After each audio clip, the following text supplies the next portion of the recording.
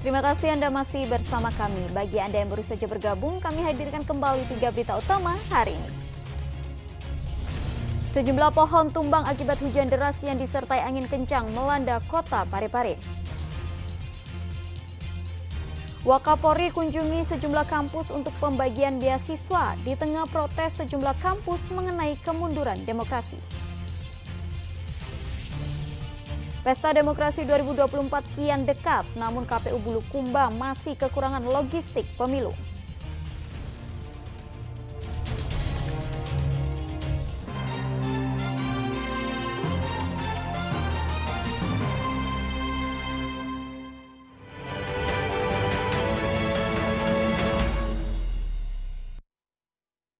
Pesta Demokrasi 2024 kian dekat, namun KPU Bulukumba masih kekurangan logistik pemilu.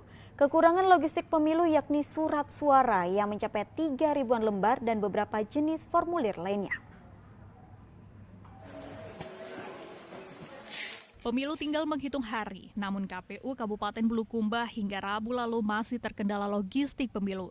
Beberapa kendala logistik diantaranya kurangnya surat suara sebanyak 3.934 lembar, terdiri dari surat suara DPR RI sebanyak 1.505 lembar, surat suara DPRD Provinsi sebanyak 607 lembar, dan surat suara DPRD Kabupaten sebanyak 1.822 lembar surat suara. Selain surat suara, logistik pemilu seperti salinan DPT, DPTB, C1 plano, dan beberapa jenis formulir lainnya juga belum diterima KPU Bulukumba. Padahal KPU telah menjadwalkan distribusi logistik pada 10 kecamatan di tanggal 8 Februari 2024. Namun ditunda karena kekurangan logistik belum diterima. 3.934 yang terdiri dari surat suara DPR RI sebanyak 1.505, DPRD Provinsi 607 lembar, kemudian DPRD Kabupaten sebanyak 1.822 lembar. Distribusian sendiri kapan akan dimulai? Kita rencanakan di tanggal 8 secara bertahap mulai tanggal 8, 9, dan 10. Untuk pengepakan kotak suara 6.205 telah selesai dan menunggu kekurangan logistik lainnya sebelum disegel.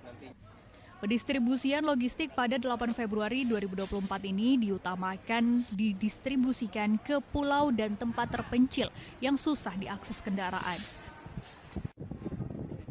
Ani Muhammad Sardi melaporkan dari Kabupaten Bulukumba. Kontestasi pemilu tinggal 6 hari lagi. Jurnalis pun sangat rentan untuk mendapatkan intimidasi dari relawan partai peserta pemilu. Wakapolri pun menjanjikan perlindungan bagi jurnalis yang bertugas.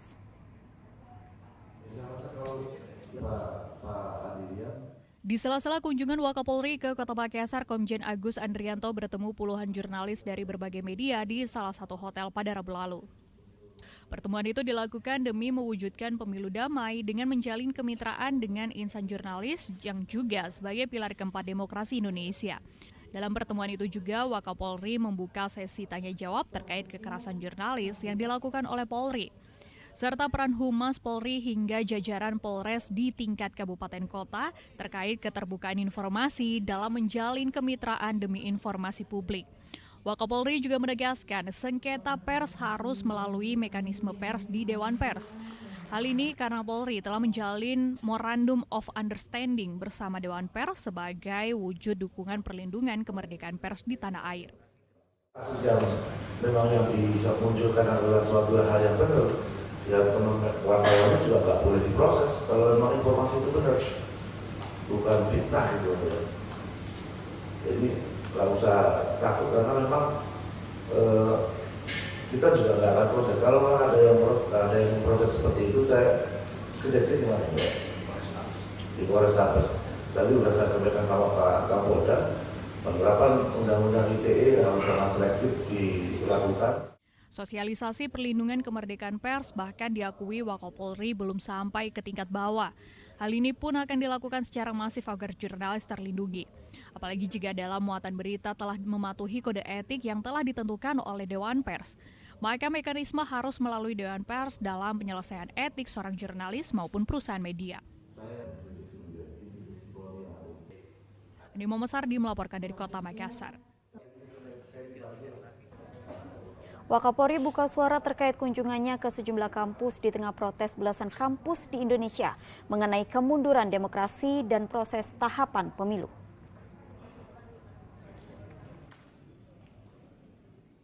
Wakapolri menyebut adanya anggapan keterkaitan interaksi Polri dengan berbagai kampus di Indonesia sebagai upaya meredam protes kampus sebagai kesalahpahaman.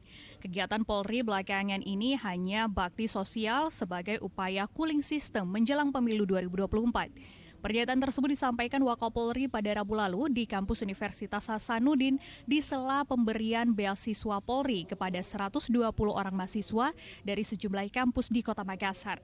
Setelah Universitas Gadjah Mada, belasan kampus di seluruh Indonesia juga turut mengeluarkan seruan mengenai tahapan penyelenggaraan pemilu serta kemunduran proses demokrasi di Indonesia di periode akhir Jokowi.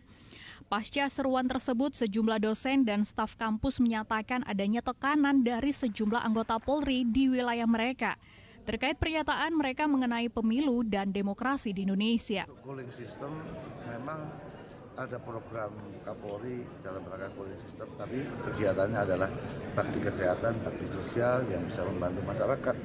Jadi kalau untuk yang itu sejauh ini tidak ada instruksi untuk mengarahkan meminta itu.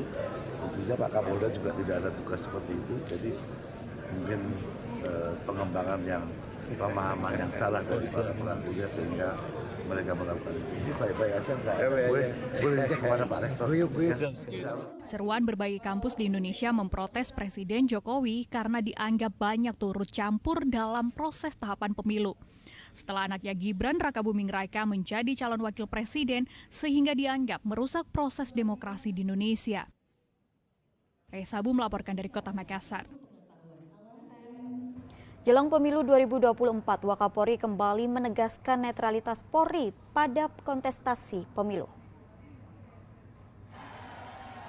Hal itu disampaikan Wakapolri di sela-sela pembagikan ribuan paket sembako di lapangan Karebosi, Kota Makassar, Rabu lalu. Selain paket sembako, Polri juga memberikan tiket umroh gratis bagi penggali kubur, orang yang berprofesi memandikan jenazah, dan warga kurang mampu. Wakapolri pun menjamin netralitas Polri pada kontestasi pemilu 14 Februari mendatang. Pilihan biasalah, tapi jangan mau kita dipecah belah. Bangsa ini punya kita bersama, mari kita jaga bersama.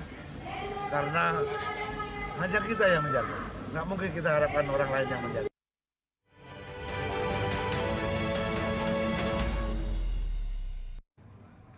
Informasi tadi mengakhiri jumpa kita hari ini. Atas nama rekan yang bertugas, saya Tabita Putri pamit undur diri. Terima kasih dan sampai jumpa.